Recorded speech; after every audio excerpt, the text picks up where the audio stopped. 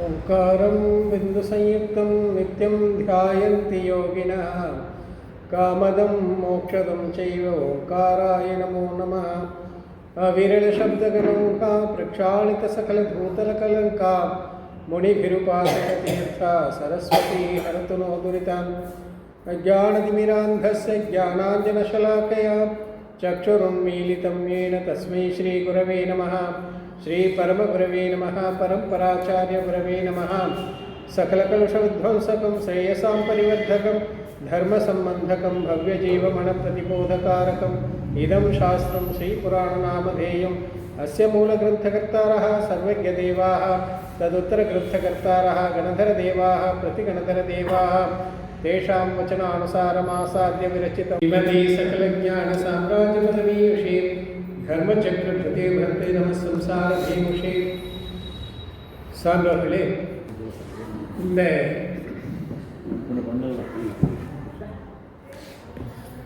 சிக்குப்பலகர் தான் சரியா சிக்குப்பலகர்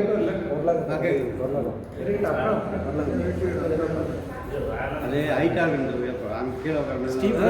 இப்படி வைக்க கூடாது, படுக்க வச்சுதான் அதில் வச்சுக்கிட்டு படிக்க முடியாது, எல்லாம் ஓப்பன் ஆகும். ஒன்லி டேப்பர் மட்டும் பண்ணிட்டேன், டேப் படிக்காம டேப்பராக பண்ணிடலாம்.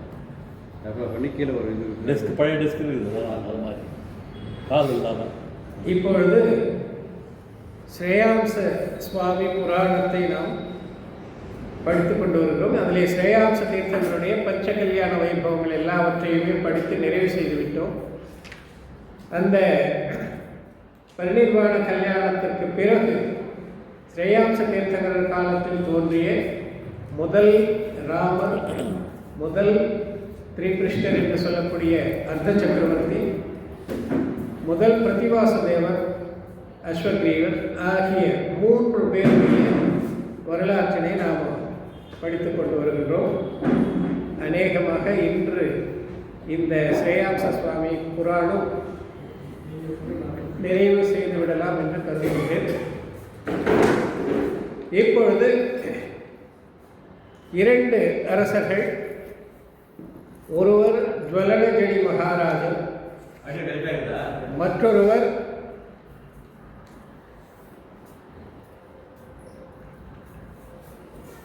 பாகுபலி வம்சத்தில் வந்த யார், ஒரு பிரஜாபதி மகாராஜன். ஆக 2 அரசர்கள், ஒருவர் பாகுபலி வம்சத்தில் வந்தவர், மற்றொருவர் நமி வம்சத்தில் வந்தவர். நமி, பாகுபலி இருவருமே ஆதிநாத காலத்தில் இருந்தவர்கள். நாம் ஏற்கனவே படிச்சிட்டோம். ஜுவலனஜடி மகாராஜனுக்கு ஸ்வயம்பிரபா என்ற ஒரு மகள். அந்த மகளுடைய திருமணத்திற்காக அமைச்சர்களை எல்லாம் அழைத்து ஆலோசிக்கும் பொழுது 4 விதமான அமைச்சர்களும் 4 விதமான கருத்துக்களை சொல்கிறார். அதெல்லாம் நாம் முடிச்சிட்டோம். அதன் பிறகு நிமித்த ஞானியை அழைத்து நிமித்தகனை வினவுகின்றார். அப்பொழுது அந்த நிமித்தகன் தன்னுடைய புராண சாஸ்திரத்தினுடைய அனுபவத்தாலும் அதை அறிந்திருந்ததாலும்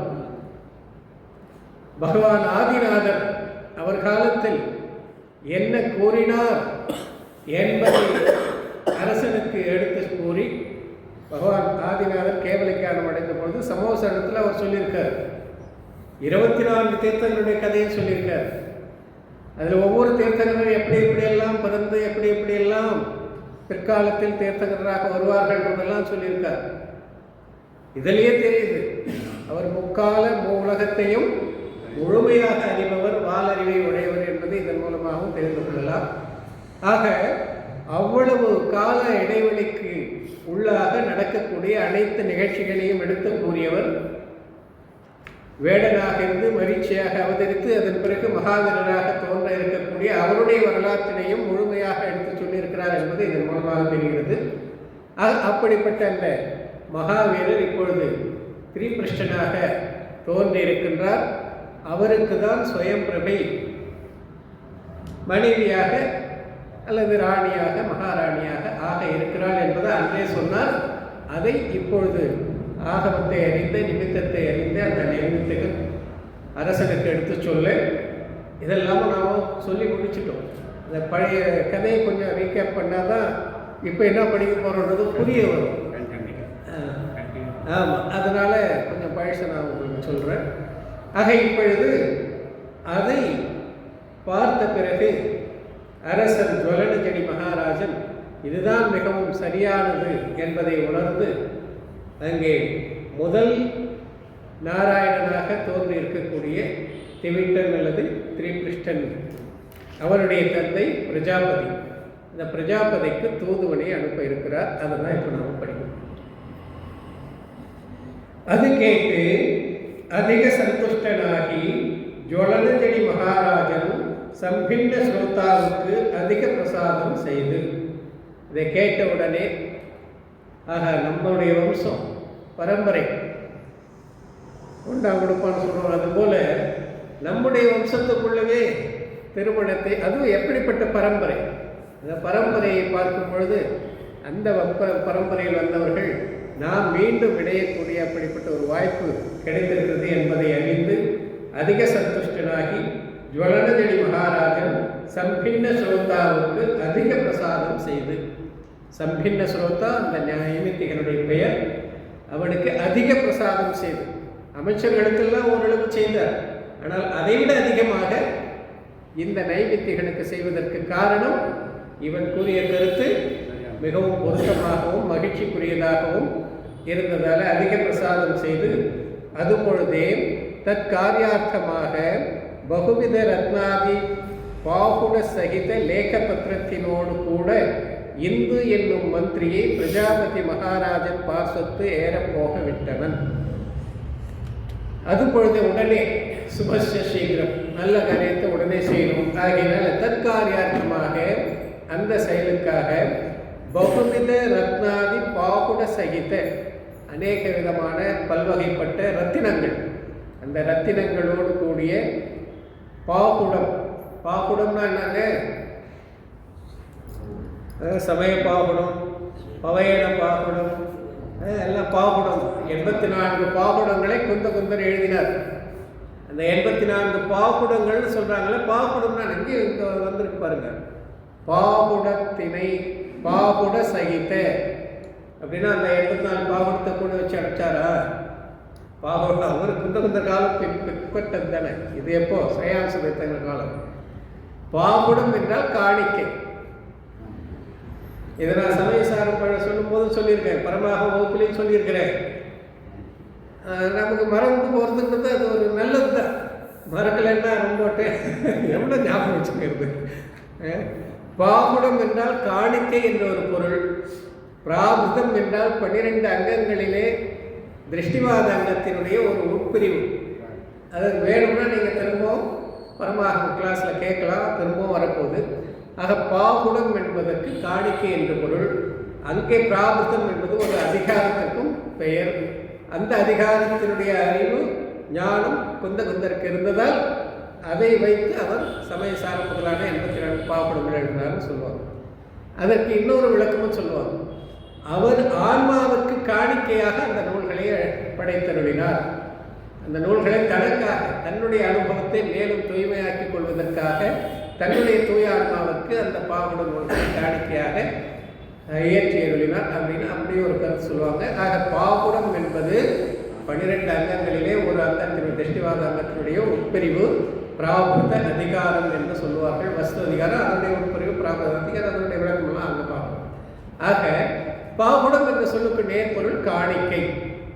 ஆக அநேக விதமான பல விதமான ரத்தினங்கள், நவரத்தினங்களை எல்லாம் அந்த அமைச்சரிடம் தந்து லேகா பத்திரத்தோடு கூட, அதிலே ஒரு லேகா பத்திரம், அதாவது எழுதப்பட்ட ஒரு பத்திரம், கடிதம் இன்னைக்கு மொழியில். ஆக எழுதப்பட்ட ஒரு கடிதத்தையும் அதிலே வைத்து இந்து என்னும் மந்திரியை பிரஜாபதி மகாராஜன் பார்சத்து ஏறப்போக விட்டனர். இந்து என்று சொல்லக்கூடிய ஒரு அமைச்சர், இந்துன்றத ஆண்களுக்கும் பெயராக இருந்தது. இந்து என்றால் நிலவை குறிக்கக்கூடியது, ஆண்களுக்கும் அந்த மாதிரி பெயர் அந்த நாள் பயன்படுத்துவோம். ஆக அப்படிப்பட்ட ஒரு அமைச்சனை பிரஜாபதி மகாராஜனிடம் போய் வர சொல்லி அனுப்பி வைத்தார்.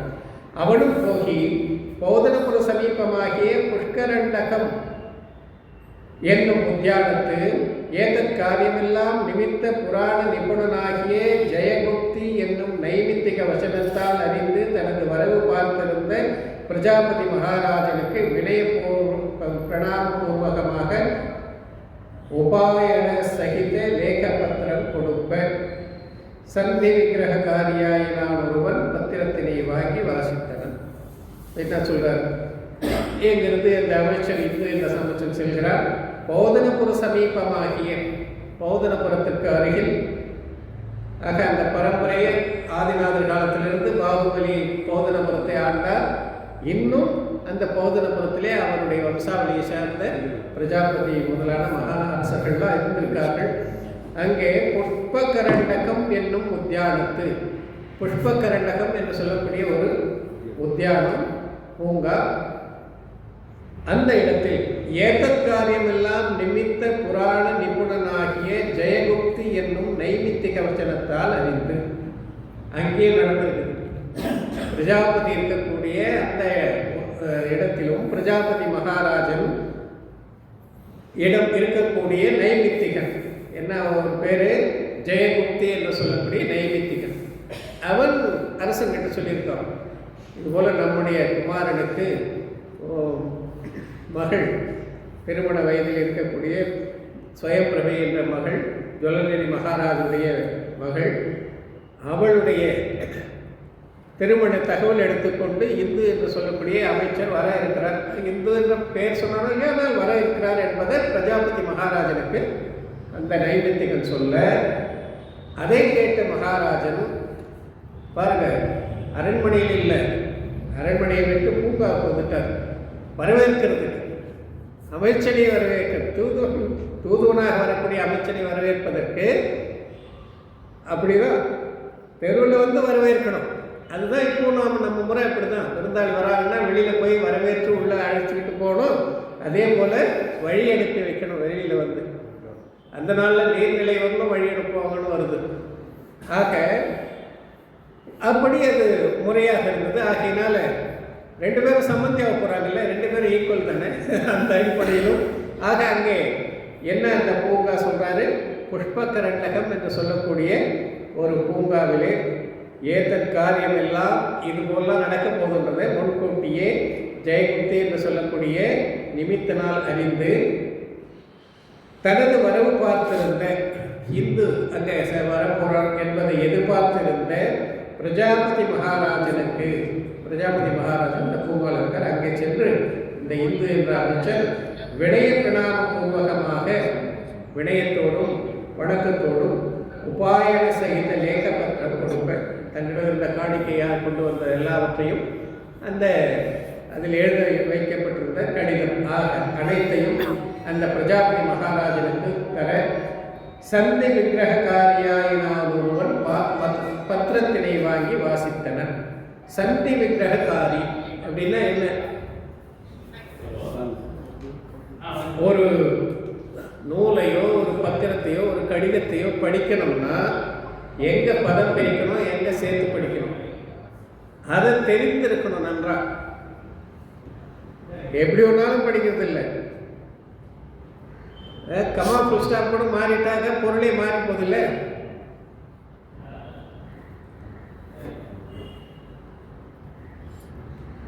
Hang him no leave him no leave him, அது அங்கே சொல்லுவாங்க, கமா மாற்றி போடுங்க.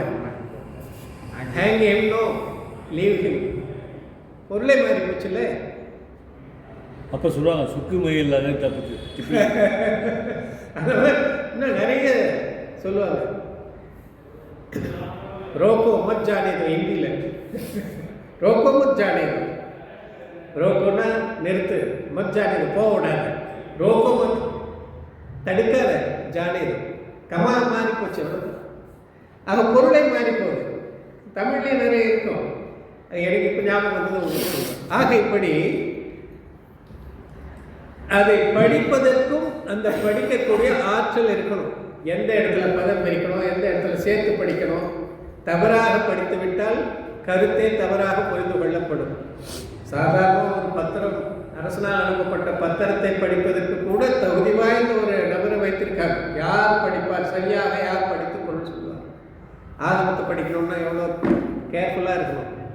படிக்கிறதுக்கு மட்டும் இல்லை, கேட்கறதுக்கும் தான்.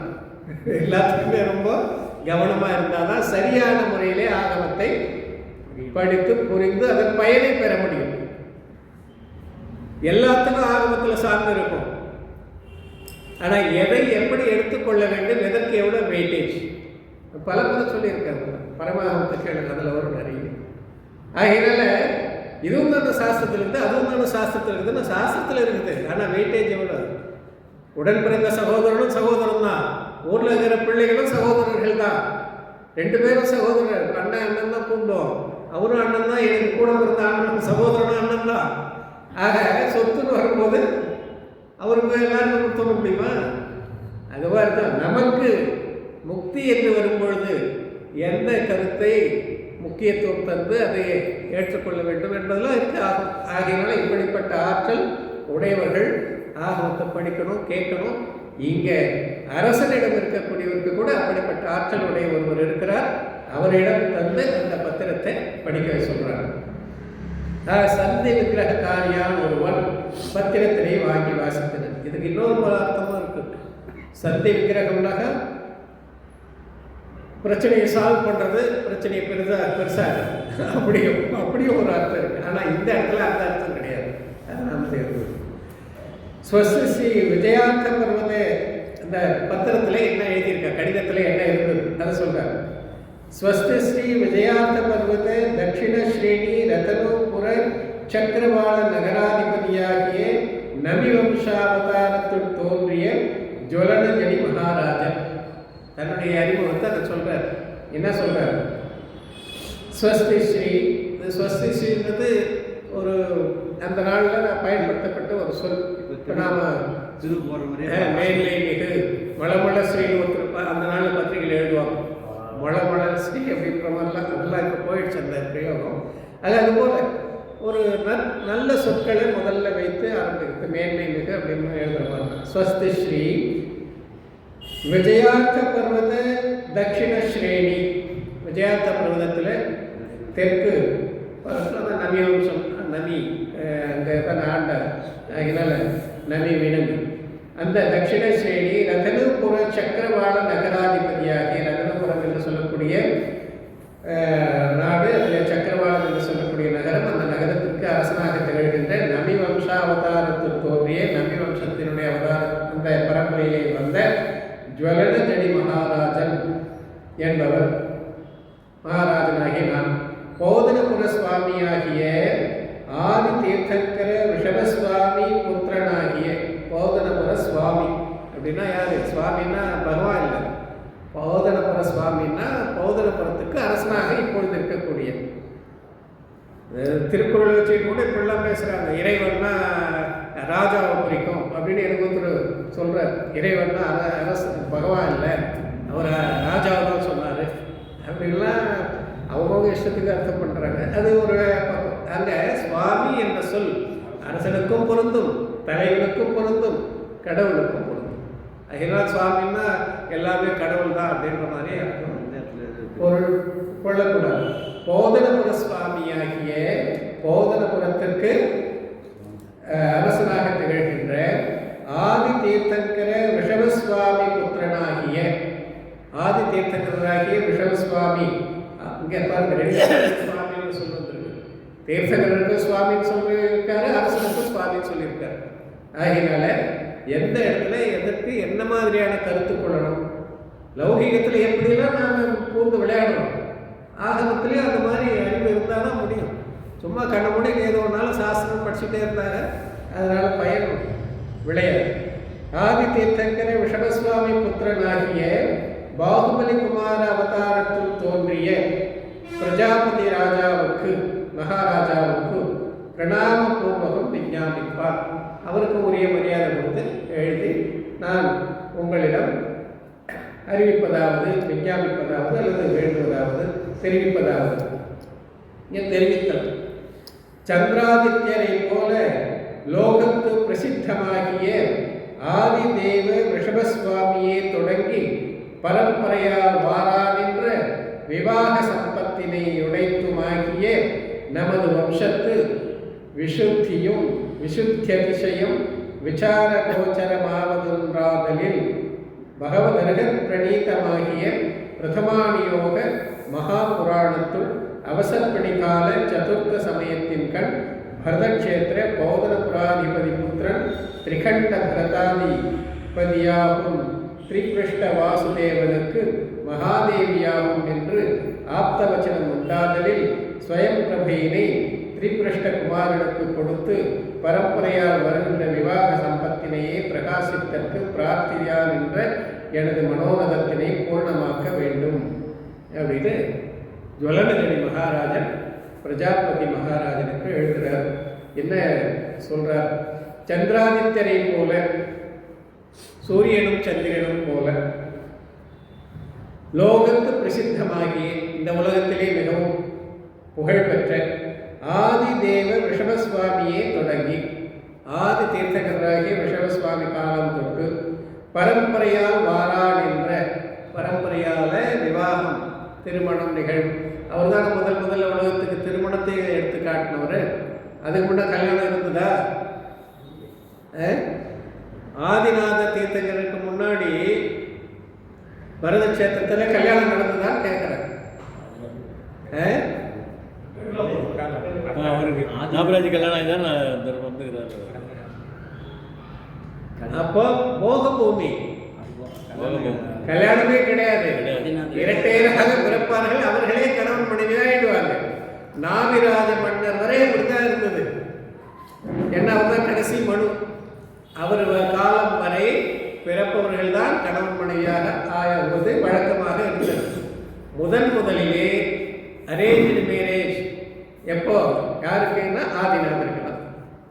ஆகையினால ஆதிநாதர் ரிஷபசுவாமி தொடங்கி பரம்பரையால் வாரான் என்ற அதுக்கப்புறம் தான் கல்யாணம் பொண்ணை பார்க்கறது எல்லாமே அப்படி வந்து அங்கேயும் பாருங்க. ஆதிநாதருக்கும் மனைவியா இருந்தவங்க 2 பேர் யாரு? வித்யாதர கன்னியை கேட்டாங்க. அதே பரம்பரையில இன்னைக்கும் திரிபுரனுக்கு யாரு மனைவியா வரப்போறது? ஜுவலனதேடி வித்யாதர அரசன், அவருடைய மகள் தான் வரப்போறான். அந்த பரம்பரை அப்படியே வருதுன்னு சொல்லணும். அதே நாம இங்க சொல்லலாம். பரம்பரையால் வாரான் என்ற விவாக சம்பத்தினை உடைத்தாகிய நமது வம்சத்து, அப்படிப்பட்ட நம்முடைய வம்சத்தில் விசுத்திய திசையும் விசார கோச்சரமாவதென்றாதலில் மிகவும் தூய்மையான வம்சம் நம்முடைய வம்சம். நம்முடைய வம்சத்தில் யாரும் கலந்து கற்பிக்க முடியாது. அப்படிப்பட்ட வம்சத்தையும் அதிசயம் விசுத்தி, அதிசய விசுத்தி தான். ஆக வியக்கத்தக்க விசுத்தியுடையவர். அப்படிப்பட்ட வம்சத்து விசார கோச்சரமாவதென்றாதலில் அதை எப்படி சொல்றதுன்னே சொல்ல முடியாத அளவுக்கு தூய்மையான வம்சம். அதை எடுத்து சொல்ல முடியாது. அந்த அளவுக்கு நம்முடைய வம்சம் மிகவும் தூய்மையானது.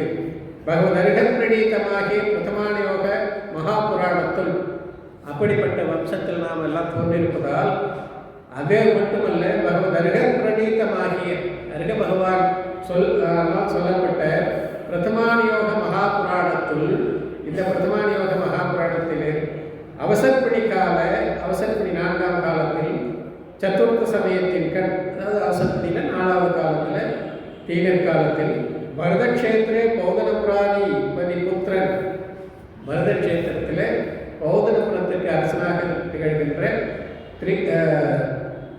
பிரஜாபதி மகாராஜனுடைய புத்திரன், அதாவது மகன், திரிகண்ட பரதாதிபதியாகும் 3 கண்டங்களுக்கு அதிபதியாக சக்கரவர்த்தியாக ஆக இருக்கின்ற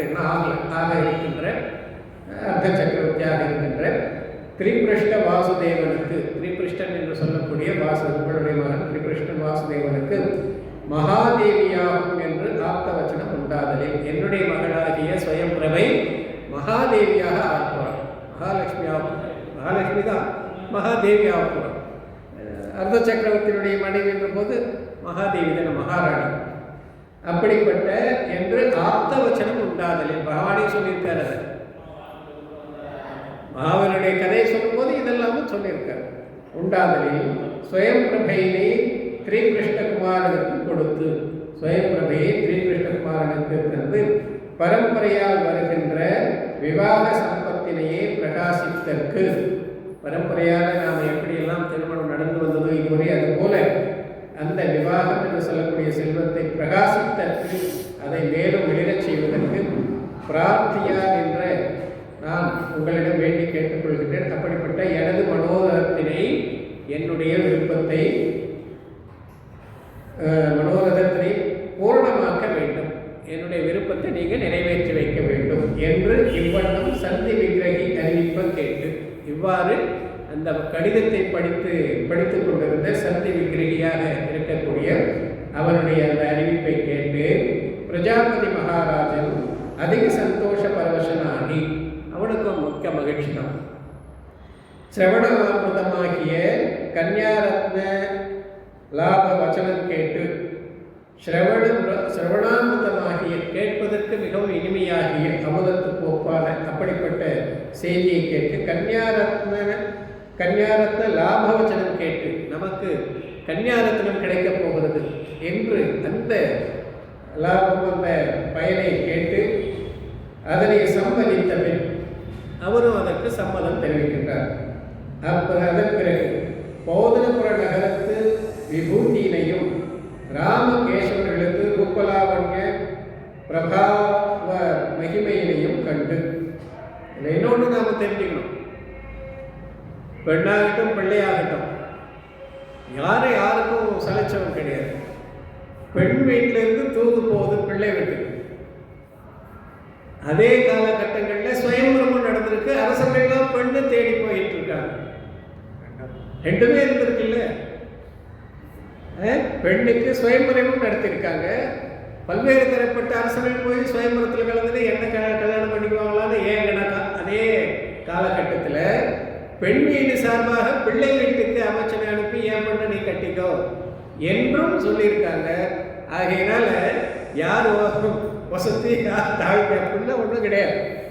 ஆக எல்லாமே நம்ம மனம் சம்மதமாக இருந்தால், மனம் திருப்தியாக இருந்தால் யார் ஒன்றாலும் எப்படி ஒன்றாலும் செல்லலாம். இதனால் மரியாதை குறைஞ்சி போச்சு அப்படின்லாம் ஒன்றும் கிடையாது. மனம் சேரணும். மனம் சேர்ந்தால் வாழ்க்கை மனமாக இருக்கும். அதுதான் இங்கே நம்ம தெரிந்து கொள்ளணும். அப்படிப்பட்ட வம்சத்தில் இருந்தவர்கள் கூட இதையெல்லாம் கௌரவம் பார்க்காம செய்திருக்காங்க, தெரிந்து கொள்ளணும் இதையும். ஆக லௌகீகம் ஆன்மீகம் ரெண்டுமே இருக்கு புராணத்தில். அதனால் இரண்டையும் நாம் தெரிந்து கொள்ளணும்.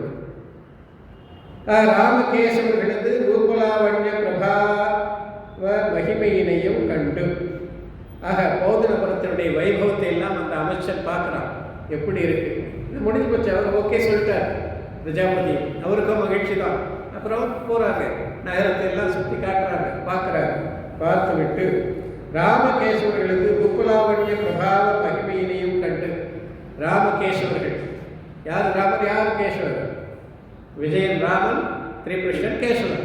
அவர்களுடைய அழகை மகிமை ஆகியவற்றை எல்லாம் பார்த்து அத்தியந்த விஸ்மிதனாகிய மிகவும் ஆச்சரியப்பட்ட மந்திரி முக்கியன், அந்த இந்து என்று சொல்லக்கூடிய மந்திரிகள் முக்கியனாக இருந்தவர் பிரஜாபதி மகாராஜனால் சம்பிராப்த சன்மானத்தனாகி, பிரஜாபதி மகாராஜன் சம்மதம் தெரிவித்த பிறகு அதை பெற்றுக்கொண்டு விடுப்ப போந்து, அவனால் சரி போய் வாங்க, உடனே இதை ஏற்பாடுகள் செய்யலாம் சொன்ன பிறகு அங்கிருந்து புறப்பட்டு ஜுவலனஜடி மகாராஜ சமீபம் அடைந்து, ஜுவலனஜடி மகாராஜன் என்று சொல்லக்கூடிய அரசர்கள் அருகே சென்றடைந்து உள்ள விருத்தாந்தம் எல்லாம் அறிவிப்பேன், நடந்ததெல்லாம் அங்கே எடுத்து அவரிடம் சொல்ல, அவனும் அதிக ஹர்ஷத்தனாகி, அவனும் மிகவும் மகிழ்ச்சி கொண்டு அது பொழுதே வித்யாதர விபூதி சகிதமாக போந்து பௌதனபுரம் அடைந்து. அவ்வளோதான், ஏற்கனவே சொன்ன மாதிரி சுபச சீக்கிரம் ஓகே, ரெண்டு பக்கம் ஓகே ஆயிடுச்சு. உடனே தன்னுடைய வித்யாதர வைபவத்தோடும் கூட சேர்ந்து எல்லோரோடும் சேர்ந்து பௌதனபுரம் அடைந்து பௌதனபுரத்திற்கு சென்று சேர்ந்திருக்கிறார். ஸ்ரீகிருஷ்ணகுமாரனுக்கு சுயம்பிரபையிலே விதிவர் கல்யாணம் பண்ணி வைத்து கொடுத்து, கல்யாணமே ஆகிப்போச்சு. போனாங்க, சுயம்பிரபையை ஸ்ரீகிருஷ்ணகுமாரனுக்கு கல்யாணம் பண்ணி வச்சுட்டாங்க. அது பொழுதே சிம்மவாகினி என்னும் மகாவித்யினையும் கொடுத்தனர். அப்பொழுது இவங்க வித்யாதரர்கள் ஜுவலனஜடி மகாராஜ் பாருங்க, கல்யாணம் கூட அங்கே தான் நடக்குது. பிள்ளை வீட்டில். இப்போ எல்லாமே நடக்குது அப்படி தானே. பிள்ளை வீட்டாரும் கல்யாணம் பண்ணிக்கிறாங்க, பொண்ணு வீட்டாரும் பண்ணிக்கிறாங்க, அதெல்லாம் எந்த பிரச்சனையும் இப்போ இல்லை. அது மாதிரி அங்கே திருமணம் நடந்தது. அதே நேரத்தில் வித்யாதரன் என்ற காரணத்தினால் தன்னிடம் இருந்த வித்தை, என்ன வித்தை? சிம்மவாகினி என்ற வித்தை. இங்கே மூலத்தில் சிம்மவாகினி கருடவாகினின்னு 2 வித்தைகளை கொடுத்ததா மூலத்தில் இருக்குது. மகாபுராணத்தில் இருக்குது, ஆதி புராணத்தில். இங்கே சிம்மவாகினி என்ற ஒன்று தான் இங்கே இருக்குது. ஆனால் முன்னாடி வர கதையை பார்க்கும் பொழுது 2 வித்தைகளையுமே கொடுத்ததாக தான் பொருள் கொள்ள வேண்டியிருக்கு. ஆக சிம்மவாகினி கருடவாகினி என்னும் மகா வித்தையினையும் திரிபிருஷ்ணனுக்கு அளித்து மருமகனுக்கு செல்வத்தை கொடுத்தது மட்டும் இல்லை, கன்னியா ரத்னத்தை கொடுத்தது மட்டுமல்ல, வித்தையையும் 2 வித்தைகளையும் தருகிறார். அதெல்லாம் அந்த நாளில் இருந்திருக்கு. பின்னை சித்த வித்யாபலத்தராகிய இவர்கள் இந்த வித்யாதர வலிமையையும் இவர்கள் பெற்று இஷ்ட விஷய காமபோக அனுபவத்தினராகி இனிது செல்கின்ற காலத்து எல்லோரும் இன்பமாக வாழ்கின்ற அந்த காலத்தில் அஸ்வக்ரீவ நகரத்துள், அஸ்வக்ரீவன் பிரதிநாராயணன் அவன் இருக்கக்கூடிய நகரத்தில் அவன் வித்யாதர அரசன். நாம் எல்லாம் அப்படி தானே படிக்கிறோம், ராமாயணத்தில் அப்படி தானே வருது. ராமரும் லக்ஷ்மணரும் மனிதர்கள், ராவணன் வித்யாதரன். தென்பகுதியில் வித்யாதர உலகம், மேற்கு கிழக்கு பகுதியில் வித்யாதர உலகம் இருந்தது. விஜயத்த பருவத்தில் வித்யாதர உலகம்னு சொல்லியிருக்கிறாங்க. ஆக இப்படி இந்த இதே முதல் நாராயணன் பிரதிநாராயணன் பலதேவன் அவங்க காலத்தில் இதே முறை தான். ஆக 9 நாராயணர், 9 பிரதிநாராயணர், 9 பலதேவர்கள். 3 பேருடைய கதைகளிலும் ஒரே மாதிரி தான் இருக்கும். ஆக பிரதிநாராயணன் வித்யாதரனாக இருப்பார், இவங்க 2 பேரும் மனிதர்களாக இருப்பார்கள். வித்யாதரன் மனிதருக்கு என்ன வேறுபாடு? அவங்க ஆகாயத்திலேயே செல்ல முடியும், வித்தைகள்லாம் இருக்கும், இவங்க தரையில் நடப்பவர்கள். இவ்வளோதான் வித்தியாசம். ஆனால் ஆற்றல் அதெல்லாம் பார்க்கும்போது அவர்களை விட இவர்கள் அதிக ஆற்றல் படைத்தவர்களாக இருக்காங்க. சரி, சித்த வித்யாதர படத்தை இப்போ அவங்களுக்கு இந்த 2 வித்தைகள் இவர்கள் பெற்றிருக்கிறதால வித்யாதரருக்கு இருக்கக்கூடிய சில சக்திகளும் இவர்களுக்கும் வந்துவிட்டது. ஆக இப்படி இவர்கள் தனக்கு விருப்பமான காம மோகங்களை எல்லாம் அனுபவித்துக் கொண்டிருக்கின்ற பொழுது அஸ்வக்ரீவ நகரத்தில், அஸ்வக்ரீவனுடைய அவன் இருக்கக்கூடிய நகரத்தில் பூமி கம்பாதி மகோத்பாதங்கள் உலவாதலும், பூகம்பம் வெடிக்கும், என்னென்னவோ சொல்கிறார். உல்காபாதம், அதாவது எரி நட்சத்திரம் வீழ்கிறது, திக்குகள் பற்றி எரிகிற மாதிரி, இப்படியெல்லாம் அவனுடைய நகரத்தில் அப்படிப்பட்ட காட்சிகள் எல்லாம் நிகழ்கின்றன. இந்த பூகம்பம் ஏன் ஏற்படுது, இந்த மாதிரியெல்லாம் ஏன் அசுப நிகழ்ச்சிகள்லாம் ஏற்படுது என்று அவனுக்கு ஒரே கவலையாயிடுச்சு. அப்படி உடவாமல் அஸ்வக்ரீவன் சதபிந்து என்னும் நைவித்திகனை உற்பாத பலங்களை வினவன். அப்போது அவனிடம் இருக்கக்கூடிய சதபிந்து என்று சொல்லக்கூடிய நைவித்திகன், அந்த நைவித்திகனை அடைத்து, ஏன்பா நம்ம நாட்டில் இப்படிலாம் கோர சம்பவங்கள்லாம் நடக்குது ஏன் அப்படின்னு கேட்க அவனுக்கு சொல்லுவான். அவன் அதுக்கு சொல்கிறான் பதில். ராஜராஜனே, பூமியில் நினைத்து ஒரு சத்ரு உற்பன்னம் ஆயினர். அரசனே, அரசனுக்கு அரசனே, உனக்கு ஒரு எதிரி பூமியிலே தோன்றியிருக்கின்றார். யாரு? அஸ்வக்ரீவனுடைய எதிரி யாரு? திரிபிருஷ்ணன், செவித்தன். நாராயணன் தானே பிரதிநாராயணுக்கு எதிரி, வேற யார்? ஆகையினால உற்பன்னம் ஆயினர், தோன்றியிருக்கிறார். வயசுல இவன் தான் பெரியவன். யாரு? அஸ்வக்ரீவன். அஸ்வக்ரீவனுக்கு அப்புறம் தான் திரிபிருஷ்ணன் பிறக்கிறது. விஜய திரிபிருஷ்ணன் அப்புறம் தான் பிறக்கிறான். அவனுக்கு எப்போ கல்யாணம் ஆகி போச்சு, ஏற்கனவே படிச்சுட்டு வந்திருக்கும். ஆகையினால திரிபிருஷ்ணன் பிறக்கும் பொழுது அவ நாட்டில் இப்படியெல்லாம் அசுப இதெல்லாம் நடக்குது, நடக்கக்கூடாது நடக்குது. சகுனங்கள் யாவனொருவன் உனக்கென்று விடுதரப்பட்ட பாகுட வஸ்துக்களை நிவாரிக்கும், உனக்கு வந்து சேர வேண்டிய காணிக்கைகளை எல்லாம் தடுத்து நிறுத்தி அவன் வாங்கிட்டு போய்கிறான். இப்போ அப்படி மாறி போச்சு. ஏன்? திரிபிருஷ்ணன் சக்கரவர்த்தி அப்புறம் அர்த்த சக்கரவர்த்தி. அதனால எல்லாரும் அவன்கிட்ட போய் கப்ப கட்ட ஆரம்பிச்சிட்டாங்க. ஆக உனக்கு வந்து சேர வேண்டிய காணிக்கை வஸ்துக்களை நிவாரித்தும் சிந்து விஷய பர்வதவாசியாகிய சிங்கத்தினை பேதித்தும், சிந்து விஷய பர்வதவாசிய, சிந்து என்று சொல்லக்கூடிய நகரத்தின் அருகில் இருக்கக்கூடிய ஒரு மலை, அந்த மலையிலே வசிக்கின்ற ஒரு சிம்மம், அந்த சிங்கத்தை இவன் அந்த சிங்கத்தை ஈஸியாக யாராலும் கொல்ல முடியாது. ஆனால் ஸ்ரீகிருஷ்ணன் அந்த சிங்கத்தையும் கொண்டு இருக்கிறான். அது சாதாரண ஆளால் பண்ண முடியாது போல. ஆக அப்படி சிங்கத்தினை பேதித்தும் உனக்கு யோக்கியமாகிய கன்னியாரத்தினத்தை கல்யாணம் பண்ணியும், உனக்கு தகுந்த பெண் யாரு? ஸ்வயம்பிரபை, உனக்குரியவள். ஏற்கனவே ஒரு மந்திரி சொன்னாங்கல்ல, அவருக்கு பண்ண கல்யாணம் பண்ணி கொடுக்கலாம் நம்ம வித்யாதர அரசன் சொல்லி சொன்னதுக்கு, அவனுக்கு ஏற்கனவே கல்யாணம் வயசாகி போச்சுன்னு சொன்னாங்கல்ல. ஆகியனால உனக்கு வந்து சேர வேண்டிய ஸ்வயம்பிரபை என்ற கன்னியாரத்தினத்தை கல்யாணம் பண்ணியும் பிரக்யாத பராக்கிரமத்தனாகும், மிகவும் வலிமை வாய்ந்தவனாக, சக்தி ஆற்றல் மிக்கவனாகும், யாரோ அவனாக அறிந்தருள்வாயாக, யாரோ அவர்தான் உனக்கு எதிரி என்பதை நீ தெரிந்து கொள்வாயாக, அவர் இப்பொழுது தோன்றியிருக்கிறார் என்று என்றனர். அது கேட்ட அஸ்வக்ரீவன் மகா கோபம் அடைந்து, அதை கேட்டு அஸ்வக்ரீவன் மிகவும் கோபம் அடைந்து ஒற்றர்களால் அவையெல்லாம் அவ்வண்ணமே விளைந்தனை அறிந்து தூதுவர் ஒற்றர்களை அனுப்புகிறான். இந்த மாதிரி யாராவது இருக்காங்களா, கண்டுபிடிச்சிட்டு வா அப்படின்னு.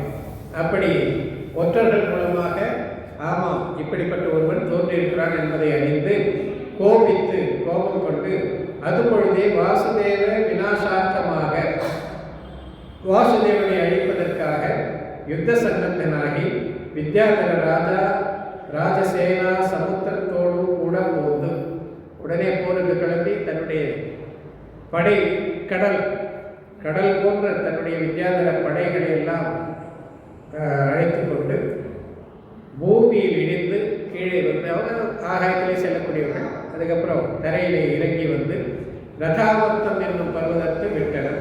ரதாவர்த்தம் என்று சொல்லக்கூடிய மலையிலே தன்னுடைய படைகளை எல்லாம் அங்கே அமரச் செய்தார். அது கேட்டு வாசுதேவ பலதேவர்களும் இந்த செய்தி இவங்களுக்கு சென்று சேர்கிறது, விஜயனுக்கும் ஸ்ரீகிருஷ்ணனுக்கும். அதை கேட்டு தமது பல சமுத்திரத்தோடும் சென்று தற்பிரதேசம் அடைந்தனர். இவர்களும் தன்னுடைய படை வீரர்களோடு அந்த இடத்துக்கு சென்று சேர்கிறார்கள். கரி துரக ரத பதாதி சதுரங்கல பல சமுத்திரத்ததாகிய உபயபட்ச நர வித்யாதர ராஜபலமும் சக்கர வியூக திவ்ய சக்கர வியூகாதி வியூக பேதத்ததாகி நின்று பகுவித மாயா யுத்தங்களை செய்தது. அதுக்கப்புறம் சொல்லணுமா, 4 வகையான படைகள், கரி துரக ரத பதாதி, தெரிஞ்சுத்தானே, யானை குதிரை ரதம் காலாட்படை, இப்படி சொல்லக்கூடிய 4 வகையான சதுரங்க படை வீரர்களோடு சேர்ந்து 2 பக்கமும் வித்யாதர படை வீரர்கள், மனித படை வீரர்கள் இருவருமாக சேர்ந்து 2 படை பலமும் ஒன்றாக சேர்ந்து சக்கர வியூகம் முதலான வியூகங்கள், அப்பவே மகாபாரதத்துக்கு முன்னே சொல்ற சக்கர வியூகம்லாம் அங்கேயே பண்ணியிருக்கார். அப்படிப்பட்ட வியூகத்தை எல்லாம் அமைத்து அவர்கள் போர் புரிந்து பல்வேறு விதமான மாயா யுத்தங்களை எல்லாம் செய்கிறாங்க. அவங்க வித்யாதரர்கள், இவர்களுக்கும் வித்யா ரீதி இருக்கு. ஆகியனால பல்வேறு விதமான மாயாஜாலமான போர்களை எல்லாம் புரிந்து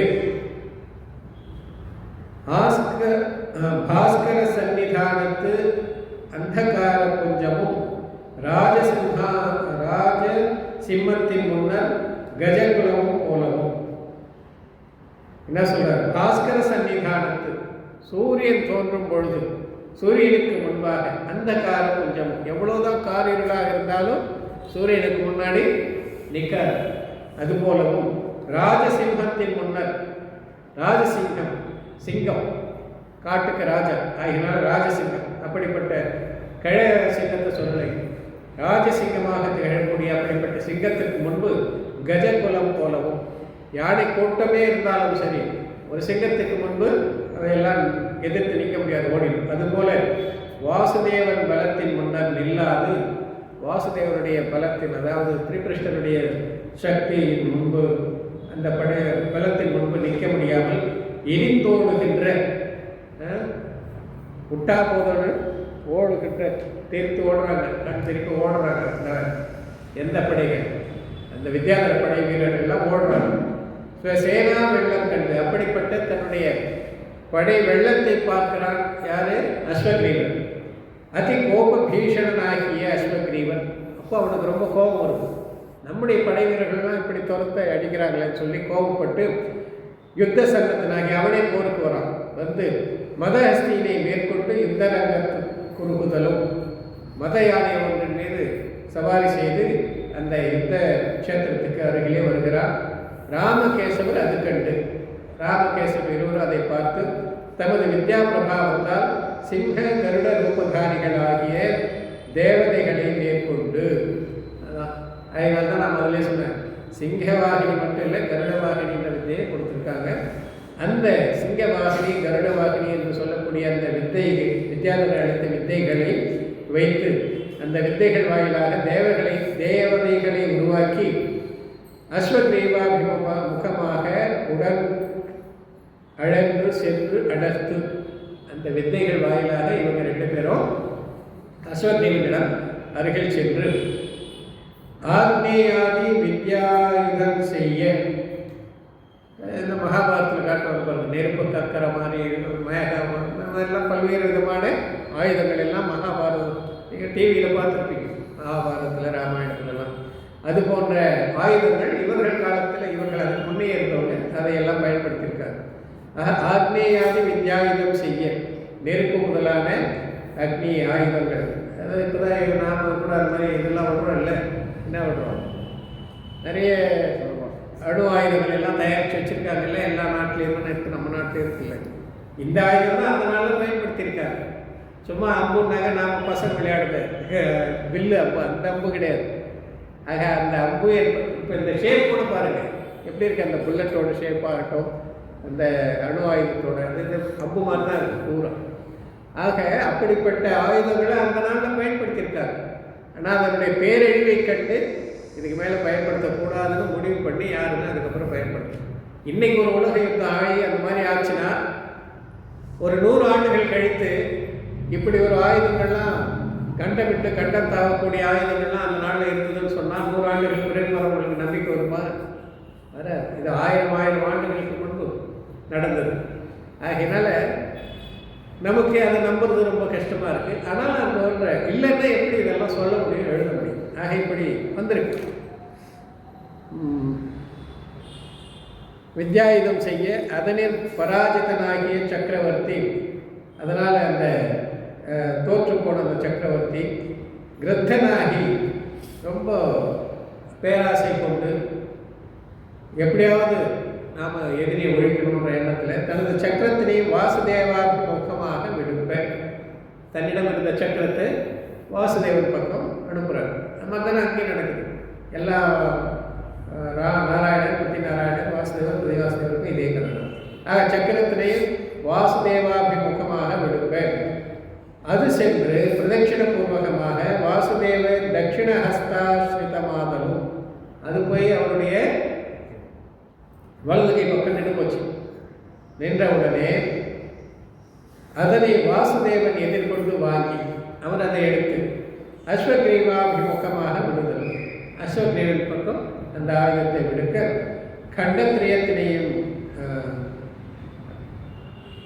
அது சென்று அந்த சக்கராயுதம் சென்று அஸ்வக்ரீவனுக்கு கண்டத்வயத்தினையும், அஸ்வக்ரீவனுக்கு கண்டத்வயம் அப்படின்னா அர்த்தம் அவருடைய கழுத்தை 2 ஆகிடுச்சுன்னு அர்த்தம். பாருங்க, கண்டத்வயம் இங்கே வாசுதேவனுக்கு கண்டத்ரயம், 2 கண்டம்னு சொல்வது. ஒன்றுத்துல கண்டம், கண்டம்னா கழுத்து, இன்னொரு இடத்துல கண்டத்ரயம் அப்படின்னா கண்டம்னா 3 கண்டங்கள். 3 கண்டங்களே அந்த சக்கராயுதம் தருகிறது. ஒருவனே 2 ஆகிறது கழுத்தை. இந்த மாதிரி தான் இதெல்லாம் தெரிந்து கொள்ளும். அஸ்வக்ரீவனுக்கு கண்டத்வயத்தினையும், அஸ்வக்ரீவனுடைய கழுத்தை 2ஆக வெட்டியும், வாசுதேவனுக்கு கண்டத்திரியத்தினையும், வாசுதேவனுக்கு 3 கண்டத்திற்கு அதிபதியாக கூடிய அப்படிப்பட்ட ஒரு நிலையை அந்த சக்கராயுதம் தருகிறது. தருகிறதுனா என்ன, அந்த மாதிரி ஆகிப்போச்சு. அஸ்வக்ரீவன் செத்து போயிட்டா திரிபிருஷ்டன் அர்த்த சக்கரவர்த்தி ஆயிடுச்சு. அவ்வளோதான். அதான் இந்த மொழியில் சொல்கிறார். சொல்கின்ற நடை தான் வேறு. சக்கராயுதம் தான் கொடுக்குதான். ததனந்தரம் அதன் பிறகு சங்கம் வாய் வைத்து சகல ஜனங்கட்கும் அபயஹஸ்தம் கொடுத்தனர். இதுக்கப்புறம் என்ன பண்ணுறார் அஸ்வக்ரீவன்? அஸ்வக்ரீவன் தான் காலமாயிட்டார், போய் சேர்ந்துட்டார். திரிபிருஷ்டன் சங்கம் வாய் வைத்து சங்கை வாயில் வச்சு ஊதி சகல ஜனங்களுக்கும் அபயஹஸ்தம் கொடுத்தோம். எல்லோருக்கும் பயப்படாதீங்க, நான் இனிமேல் யாரையும் எதையும் செய்ய மாட்டேன். எதிரியை வீழ்த்தியாச்சு. மற்ற படை வீரர்கள்லாம் எதிரி கிடையாது. அவங்களுடைய அரசனுடைய ஏவல்படி செய்கிறோம். அவங்கள போய் சாகடிக்கணுன்ற அவசியம் இல்லை. சாகினால சங்கை வைத்து ஊதி, சங்கு ஊதுறது 2 இடத்துல இருக்கு. சங்கு ஊதிட்டாப்பா அப்படின்னா அதுக்கு அர்த்தம் வேற. நல்ல காரியத்துக்கு சங்கு ஊதல், போரில் இந்த மாதிரி 2மே ஒன்று. ஆக இங்கே சங்கை முழங்கி, இது முழங்குதல், இது ஊதுதல் ஒன்றா வச்சுங்க. ஆக எல்லோரும் பயப்படாதீங்க அப்படின்னு சொல்லி அபயஹஸ்தத்தை கொடுத்தனர். திரிகண்ட பரதாதிபதியாகிய விஜய திரிபிருஷ்டர் கோட்டிசிலை எடுத்த பின் சகல சக்கரவர்த்தி போல தட்சிண பரதர் திரிகண்ட விஜயோன்முகராகி மாகத வரதனு பிரபாச மிலேச்சராஜ வித்யாதர வியந்தரதேவ மகுடபத்த நரபதிகளால் அடைவிக்கப்பட்ட கடகாங்கத கட்டிசூத்திர திரைவேயக சந்தான ஸ்தபக மாலா முக்தாஜால பிராலம்ப சத்ரத்ரய சத்ரரத்ன கஜ துரகாதி பல ஸ்ரீரத்னாதி சார வஸ்துக்களை உடையராகி மீண்டு போதனபுரம் அடைந்து சுப திவசத்து சிம்மாசனாதீரூடராகி அகில ராஜ வித்யாதர வெத்தராதிபதிகளால் தீர்த்தாங்கு பூர்ணக தீர்த்தாங்கூர்ண கனக கட சகசிராபிஷேகானந்தரம் ஆசீர்வாத பூர்வகமாக மணிமகுடம் சூட்டி தீர்க்க காலம் அர்த்த சக்கரவர்த்தி சுகம் அனுபவித்தனர். திரிகண்ட பரதாதிபதிகளாகிய விஜய திரிபிருஷ்டர் 3 கண்டங்களுக்கு இப்போ அரசர்களாகிவிட்டார். யாரு? விஜயனும் திரிபிருஷ்டனும் 2 பேருமே. தம்பி தான் ஜெயிச்சார். அங்கேயும் அப்படிதான், ராமாயணத்துலேயும் அப்படிதான். லக்ஷ்மணன் ராவணனை வீழ்த்திருந்தா தான் நம்ம கதையில். ஆனாலும் 2 பேரும் அரசர், அண்ணன் தம்பி 2 பேருமே அரசர்களாக தான். அப்படி தான் கதையில் வரும். அதுபோல் இங்கும் விஜய திரிபிருஷ்டர் கோட்டி சிலை எடுத்த பின், இதுவும் இந்த கோட்டி சிலையை தூக்குறது அப்படின்றதும் அங்கேயே இருக்குது. ராமாயணத்துலேயும் வருது, இதுலேயும் வருது. ஆக ஒவ்வொரு ராமர் நாராயணர் 2 பேருமே அந்த கோட்டி சிலையை தூக்குறது. பொதுவாக நாராயணன் தான் தூக்குறாங்க, கூட லக்ஷ்மணன் தான் கோட்டி சிலை தூக்குறது தான் வருது. ஆக கோட்டி சிலை அதை தூக்குறாங்கன்னா அவர்கள் தான் நாராயணன் அல்லது வாசுதேவன் அவர்கள் தான் அப்படின்றதும் இது வாயிலாக. ஆக ஒவ்வொரு வாசுதேவனும் அப்படி தான் கோட்டி சிலையை தூக்குறாங்க. கோட்டி சிலை அது ஒரு பாறை, மிகப்பெரிய பாறை. லக்ஷ்மணன் கூட ராமரோட இலங்கைக்கு போகிறதுக்கு முன்னே கோட்டி சிலையை தூக்குறதா கதையில் வருது ராமாயணத்தில். அதை வைத்து தான் சொல்கிறாங்க, கோட்டி சிலையை தூக்கியிருக்காரு உனக்கு, அவரால் தான் அழிவுன்றது கூட ராமாயணத்தில் தான் சொல்கிறாங்க. ஆமாம், அதை சாதாரணமாக யாராலையும் தூக்க முடியாது. ஆக நாராயண ஆகக்கூடிய தகுதி யாருக்கு இருக்கோ அவர்கள் தான் அந்த கோட்டி சிலான்றது பாறை கல், அதை தூக்க முடியும். ஆக கோட்டி சிலையை எடுத்த பின் சகல சக்கரவர்த்தி போல, சகல சக்கரவர்த்தி இப்போ யார் காலத்தில்? அஜித் தேசங்க காலத்திலையா? அவர் போல தட்சிண பரத திரிகண்ட விஜயோன்முகராகி, தெற்கு பரதத்தில் 3 கண்டங்களுக்கு விஜயோன்முகராகி வெற்றி வாகி சூடியவர்களாகி மாகலம் வரதனு பிரபாசம் மிலேச்சராஜ வித்யாதர வியந்தர தேவ மகுடபத்த நரபதிகளால் அடைவிக்கப்பட்ட, யார் யாரெல்லாம் இவங்களுக்கு மகுடம் சொல்கிறாங்க அப்படின்னு பார்த்தா, மகத தேசத்து அரசர்கள், வரதனு அரசர்கள், அது எங்கே இருக்குன்னு தெரியல, பிரபாச நகர அரசர்கள், மிலேச்ச அரசர்கள், வித்யாதர அரசர்கள், வெந்தர தேவர்கள். வெந்தர தேவர்கள் கூட வராங்க பாருங்க. யாருக்கு? சக்கரவர்த்திக்கு அபிஷேகம், ராஜாபிஷேகம் பண்ண வெந்தரர்கள் கூட வராங்க. கல்பவாசி தேவர்கள் வரதில்லை. ஆனால் வெந்திர தேவர்கள் வராங்க. வெந்திர தேவர்களை வசியம் சாதாரண மனுஷனை வசியம் பண்ணி வச்சிருக்காங்கல்ல, வெந்திர தேவர்களை வசியம் பண்ணி வைக்கிறாங்கல்ல, அவருக்கு தெய்வம் வரும் அப்படின்னு சொல்கிறாங்க. சாமி வந்துடுத்து, சாமி வந்து ஆடுங்கள்லாம் சொல்கிறாங்கல்ல, எல்லாம் இருக்குது. நம்புறீங்களா நம்பலையெல்லாம் கேட்பாங்க. எல்லாமே இருக்குது. வெந்திர தேவர்கள் இருக்குது, அது யாரும் இல்லைன்னு சொல்லல. அது எதற்கு பயன்படுத்தணும் அதுதான் நமக்கு தேவையானது. ஆக வெந்திர தேவர்கள் ஒரு சக்கரவர்த்திக்கு, அர்த்த சக்கரவர்த்திக்கு ஒரு நாராயணனுக்கு ராஜாட்சி ஆகிக்கும் போது அவர்களும் வராங்க.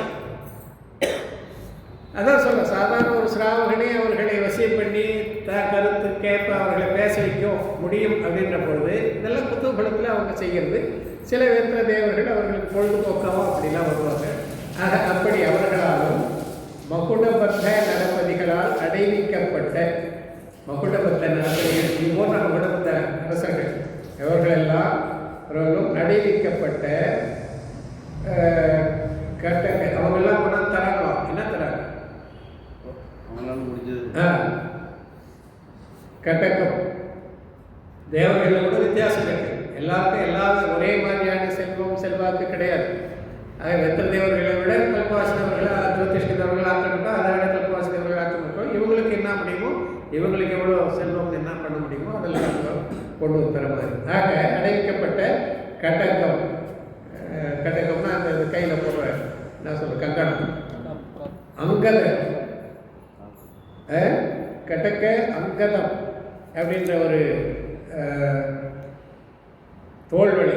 அங்கதம்னா தோல்வழின்னு சொல்கிறாங்க. ஆக கையில் போடுற அந்த காப்பு, அங்கதம் என்றால் தோல்வளை, கட்டி சூத்திரம் என்றால் இடுப்பில் கட்டுற அண்ணா கேள்வி சொல்கிறது இல்லை, அது என்ன சொல்லுவாங்க, மேக்கலை, மேக்கலைன்னு சொல்லுவாங்க. அண்ணா கேள்வி சொல்லலாம், நம்ம போட்டு இல்லை. ஆக இடுப்பில் கட்டக்கூடிய அந்த சூத்திரம் எல்லாம் ரத்தினத்தாலும் பொன்னாலையானது. அரஞ்சா கயிறுனாக்க நாம் கயிறு வாங்கி கடையில் கட்டுவோம், அது அப்படிப்பட்ட கட்டி சூத்திரம். கிரைவேயக்கம், கிரைவேயக்கம்னா கழுத்தில் அணியக்கூடிய ஆபரணம், ஆரம்னு சொல்கிறோம்னா அது. ஆக கிரைவேயக்கம், நவகிரைவேயத்தை கூட கிரைவேயக்கம்னு சொல்கிறதுக்கு தான் காரணம், அது உலகத்தினுடைய கழுத்து பகுதி. அதனால் அந்த கிரைவேயக்கம்னு பேர் வந்ததுன்னு சொல்லுவாங்க. ஆக இப்படி கிரைவேயக்கம் சந்தான ஸ்தபக மாலா முக்தாஜால பிராலம்பண சத்ர ரத்ன போயிட்டே இருக்கு.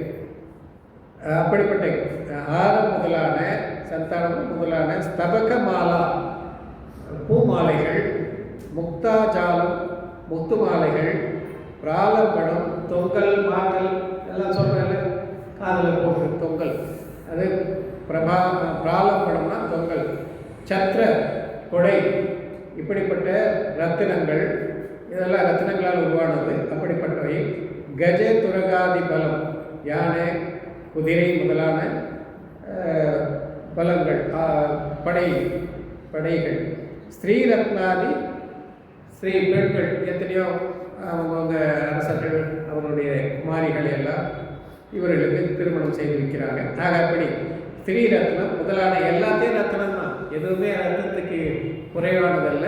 ஆக அனைத்து விதமான ரத்தினங்களை சார வஸ்துக்களை உடையராகி சாரமான இப்படிப்பட்ட பொருட்களை எல்லாம் இவர்கள் பெற்று போதனபுரம் அடைந்து, அதுக்கப்புறம் போதனபுரத்துக்கு போகிறாங்க. போர் நடந்து முடிஞ்சு போச்சு, எல்லாருக்கும் அபயாசம் சொல்லி கொடுத்தாச்சு, எல்லாரும் யாரும் பயப்படாதுன்னு சொல்லியாச்சு. அங்கேயே என்ன நடக்குது, இவ்வளவும் நடக்குது. எல்லாரும் வந்து அவர்களுடைய தங்களிடம் என்னென்ன இருக்கோ எல்லாத்தையும் காணிக்கையாக கொடுக்குறாங்க. தன்னுடைய மகள்களையும் அல்லது மக்களையும் அவங்களுக்கு மனைவியாக்கி திருமணமும் செய்து நடந்து போகுது. அங்கேயே நல்ல நாள்லாம் பார்த்தாங்களா என்னன்னு தெரியல. அதுக்கப்புறம் போதனபுரம் அடைந்துன்னு வந்துருக்கு. அதன் பிறகு போதனபுரம் அடைந்து சுப திவசத்து, இதுக்கு நல்ல நாள் பார்த்துருக்காங்க. நல்ல நாள் அன்று அவங்களுக்கு முதல் கல்யாணம் இல்லை, எத்தனையோ கல்யாணம் இதுக்கு முன்னே நடந்து போச்சு. அது கல்யாணம் போர் வீரர்கள் பயந்து தோற்று போன பிறகு எல்லாம் ஒப்படைச்சிடுறாங்க. நான் எல்லாம் சரணம், உங்களுக்கு எல்லாத்தையும் அர்ப்பணிச்சிடணும் அப்படின்னு அர்ப்பணிச்சிடுறாங்க. ஆக இப்படி சுப திவசத்து சிம்மாசனாபீரூடராகி, சிம்மாசனத்திலே அமர்ந்தவராகி அகில ராஜ வித்யாதர வெந்தராதிபதிகளால் எல்லா விதமான அரசர்கள், வித்யாதரர்கள், வெந்தரர்கள் ஆகிய அனைவர்களாலும் வெந்தராதிபதி, வெந்தராதிபதினா வெந்தர தேவனுடைய அதிபதி, வெந்தரருடைய இந்திரர்கள், அவர்களால் தீர்த்தங்கரருக்கு கல்பவாசி இந்திரர்கள் எல்லாருமே வர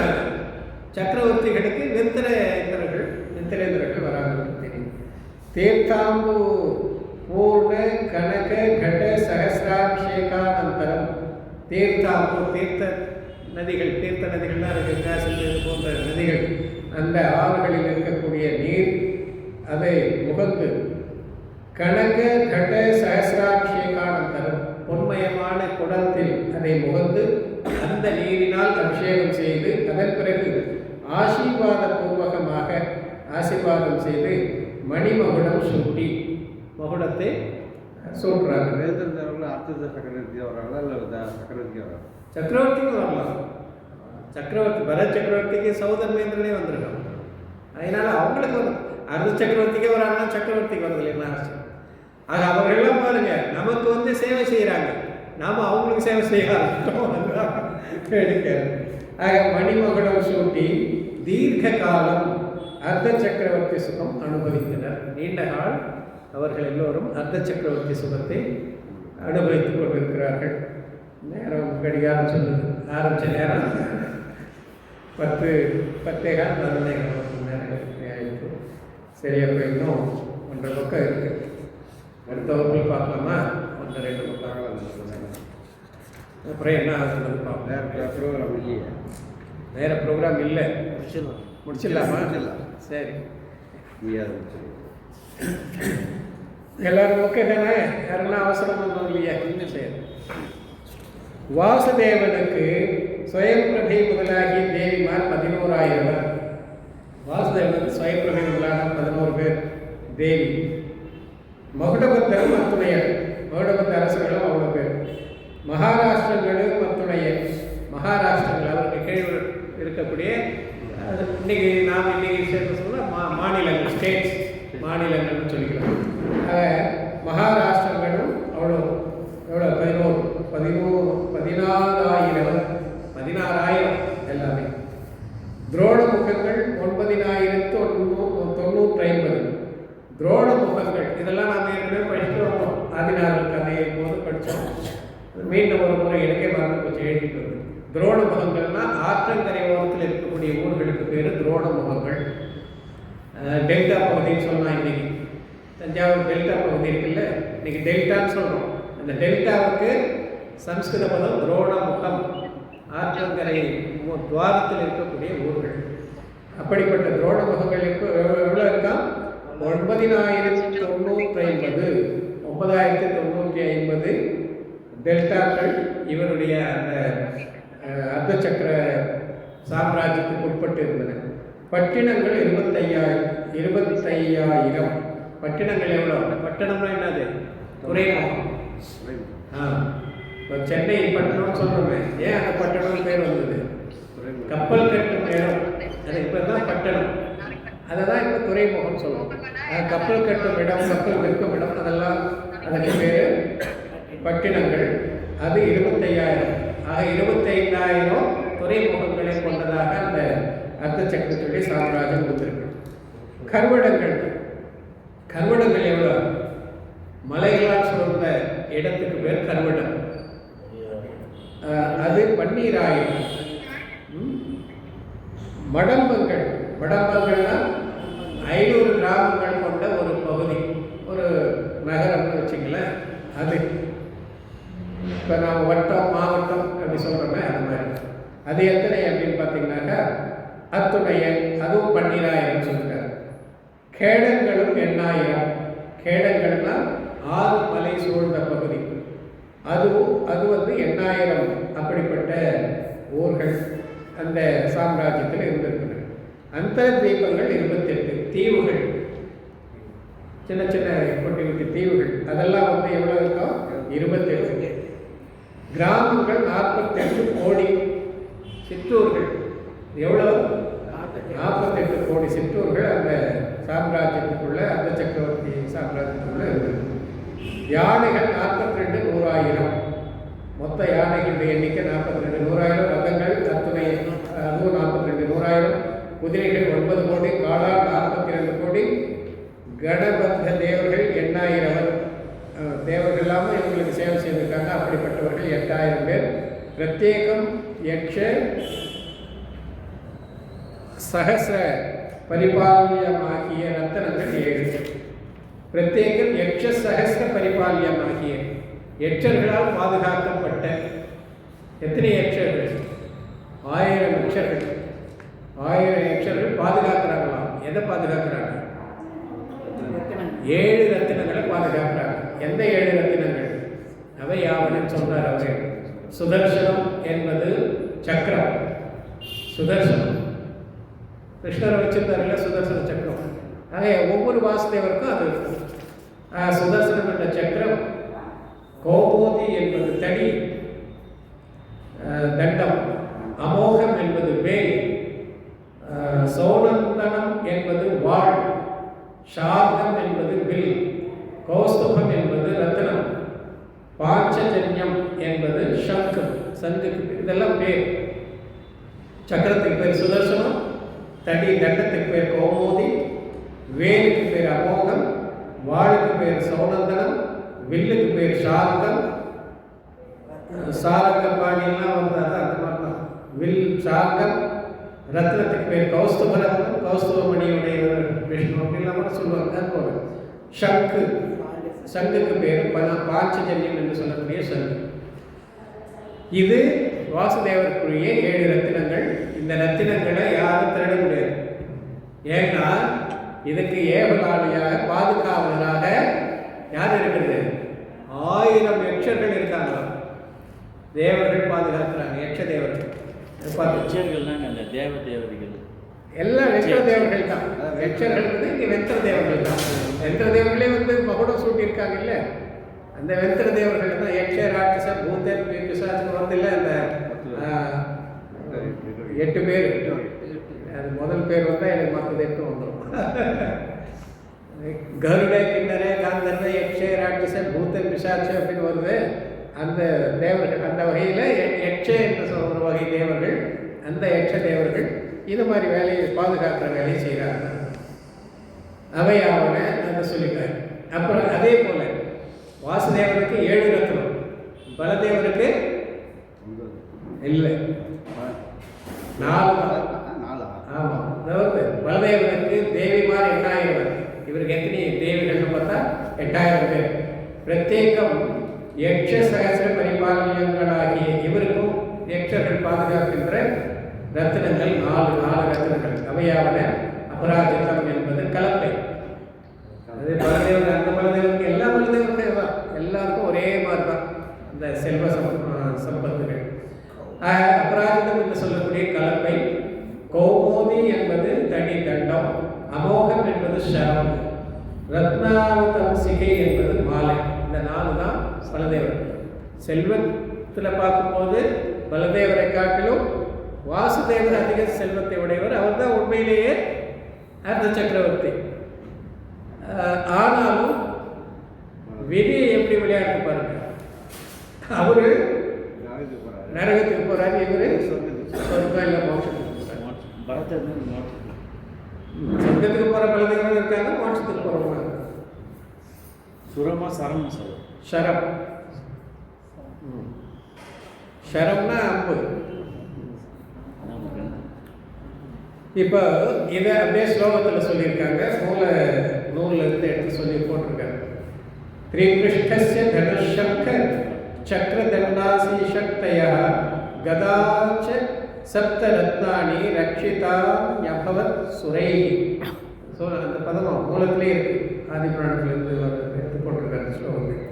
ஸ்ரீகிருஷ்ணஸ்ய தனு, ஸ்ரீகிருஷ்ணன் என்று சொல்லக்கூடிய வாசுதேவன், அவனுக்கு தனு, சங்கம் சங்கு, சக்கரம், தண்டம், சக்தி, கதை என்று சொல்லக்கூடிய சப்த ரத்னானி 7 ரத்தினங்கள். ரக்ஷிதானி அபவத் சுரைஹி, சுரைஹி ரக்ஷிதானி அபவத், தேவர்களால் ரட்சிக்கப்பட்டது. தேவர்கள் இவனுக்கு பாதுகாவலராக இருக்காங்க, காவலாளியாக இருக்காங்க. அப்புறம் ராமஸ்யாபி, ராமருக்கும், ராமன்னா யார்? இங்கே விஜயன் தான் ராமன். ராமன்னா அந்த ராமருக்கு போயிடாது. ராமஸ்யாபி, ராமருக்கும் கதா ரத்னமாலா சமுசலம், கதா கதை, ரத்னமாலா ரத்னமாலை, சமுசலம், சமுசலம்னாக உலக்கை, உலக்கைக்கு சமுசலம்னு சொல்லுவாங்க, தடிக்கும் சொல்கிறது உண்டு. முசலம் என்பது உலக்கை குறிக்கும். சமுசலம் ஹலம். ஹலம்னா கலப்பை. இங்கே உலக்கை என்று சொல்கிறோம் அல்லது தடி என்று சொல்கிறோம்னா, ஒருவேளை அது கலப்பைக்கு நுகத்தடி இருக்குல்ல, நுகத்தடியோடு கூடிய கலப்பை அப்படின்னு பொருள் கொள்றதுக்கும் வாய்ப்பு உண்டு. பொதுவாக முசலம்னா கலப்பையை சொல்லுவாங்க. இது என்னது உலக்கை, புத்தர உலக்கை. அதுதான் இங்கே கலப்பை நுகத்தடியெலாம் வச்சுட்டு ஒரு ஏர் ஓட்டுனாரான்னு கேட்காதுங்க. இதெல்லாம் ஏர் ஓட்டுற கலப்பை இல்லை, ஏர் ஓட்டுற சிம்பிள் தடி இல்லை. இதெல்லாம் ரத்தினங்கள், ஆயுதங்கள். சிம்பிள் இல்லை, ஆயுதம், போர் ஆயுதங்கள், போர்க்கருவிகள், ரத்தினங்களாக இருக்கக்கூடியவை. என்றும் அழியாது. அவர்கள் இருக்கிறவர்களும் அழியவே அழியாது. அழியா செல்வங்கள் அவர்கள் இருக்கிறவரே, அவர்களை அப்புறம் இருக்காது. ஆக அதுதான் என்ன சொல்லணும், புரிந்து கொள்ளணும். அதனால் நாங்கள் இந்த கலப்பை வச்சுக்கிட்டு இதெல்லாம் இருக்காரு அப்படின்னா, கலப்பை ஷேப்பில் இருக்கக்கூடிய ரத்தினம். ஆமாம், அதை ஏவனாக எதிரியை வீழ்த்துறதுக்கு அது பயன்படும். ஆக எத்தனையோ விதமான ஆயுதங்கள் இருக்குது. அதில் இந்த மாதிரியும் சில ஆயுதங்கள் அது விரும்பியபடி செயல்படுறதால அதை ரத்தினமாக சொல்கிறார். ஆக சமுசலம் கலம், அந்த நுகத்தெளியோடு கூடிய கலப்பை அல்லது உலகையோடு கூடிய கலப்பை. ஸ்ரத்தான ஞான சாரித்திர தபாசி இவர் அபவன் ஸ்ரீயை. என்ன சொல்றார்? ஸ்ரத்தான ஞான சாரித்திர தபாசி, நம்பிக்கை, அறிவு, ஒழுக்கம், தவம் என்று சொல்லக்கூடிய 4 ரத்தினங்கள் எப்படி ஆன்மாவுக்கு துணை நிற்கிறதோ, ஆன்மாவை பாதுகாக்கின்றனவோ, ஆன்மாவிற்கு வீடு பெற்று தருகின்றோம், அதுபோல எதை கொண்டு ஏதாவது ஒப்பிடுறது, இந்த வைபவத்தை, ராஜாங்க வைபவத்தை பாதுகாப்பதற்கு ஆன்மாவை பாதுகாக்கக்கூடிய 4 ரத்தினங்களுக்கு சமமாக இந்த 4 ரத்தினங்கள் அவருடைய சாம்ராஜ்ய சுகத்தை பாதுகாக்கின்றன என்று அந்த அர்த்தத்தில் சொல்றார். ஸ்ரத்தான ஞான சாரித்திர தபாசி இவ, ஸ்ரத்தா நம்பிக்கை, அறிவு, ஒழுக்கம், தபம் போன்று ஸ்ரீயை சம்பத்துக்களை, இந்த 4 வகையான சம்பத்துக்களை ராமரும் பெற்றிருந்தார் என்று இங்கே சொல்றாரு.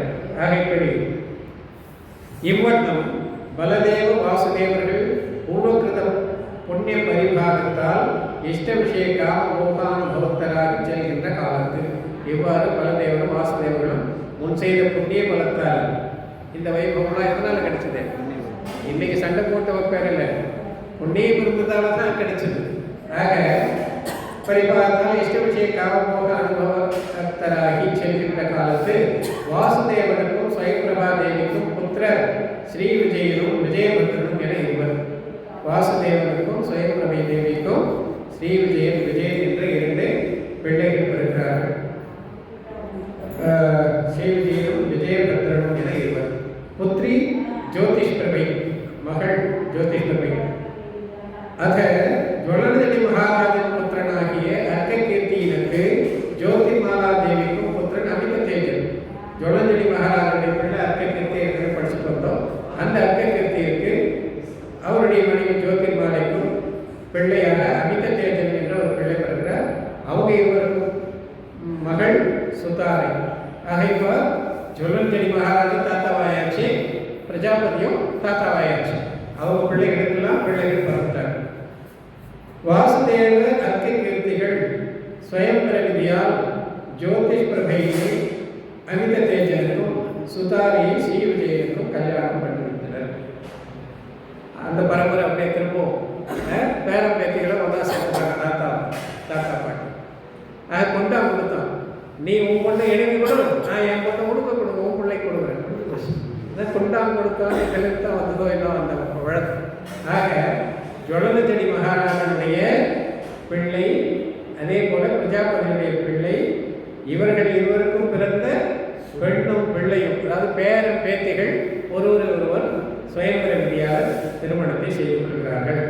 ஸ்வயம்பர விதியால் ஜோதிஷ் பிரபையை அமிததேஜனுக்கும் சுதாரியை ஸ்ரீ விஜயனுக்கும் கல்யாணம் பண்ணுகின்றனர்.